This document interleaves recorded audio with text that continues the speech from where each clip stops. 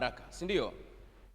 Kuna watu wanaomba baraka na hawajui nini maana ya baraka, hawajui tafasiri ya baraka.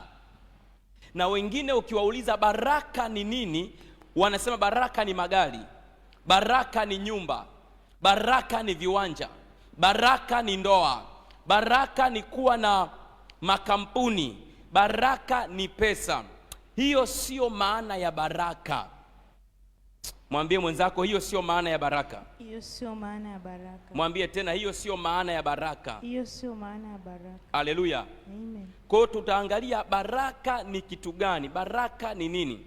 Anasema baraka ni uwezo wa kuzaa na kuongezeka au kutoshelezwa. That is the blessing. Baraka ni uwezo wa kuzaa na kuongezeka au kutoshelezwa. Baraka ni uwezo wa kuzaa, kuongezeka na kutoshelezwa. Hiyo ndio maana ya baraka. Baraka ni uwezo wa kuzaa, kuongezeka na kutoshelezwa. Kwa hiyo mtu yoyote ukimwona anaomba baraka, anasema Bwana ninaomba unibariki, Bwana ninaomba unibariki, bariki uzao wangu, bariki biashara. Kwa lugha nyingine anasema Mungu ninaomba uwezo wa kuzaa, kuongezeka na kutoshelezwa. Kama tuko pamoja, mtu mmoja aseme amina kwa sauti. Amen. Sema amina kwa sauti. Amen. Haraka haraka tutaenda kwenye kitabu cha Mwanzo sura ya kwanza kuanzia mstari wa 26 mpaka 28. Mwanzo sura ya kwanza, Mwanzo sura ya kwanza kuanzia mstari wa 26 mpaka 28. Tikisa hiyo nini hiyo? Mwanzo sura ya kwanza 26 mpaka 28. Chap chap.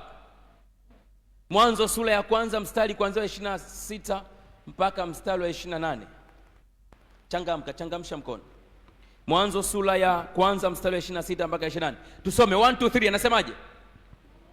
Mungu akasema na tumfanye mtu. Inua macho juu wote. Tusome 1 2 3. Anasema Mungu akasema na tumfanye mtu kwa mfano wetu, kwa sura yetu, wakatawale samaki wa baharini na ndege wa angani na wanyama na nchi yote pia na kila chenye kutambaa kitambacho juu ya nchi.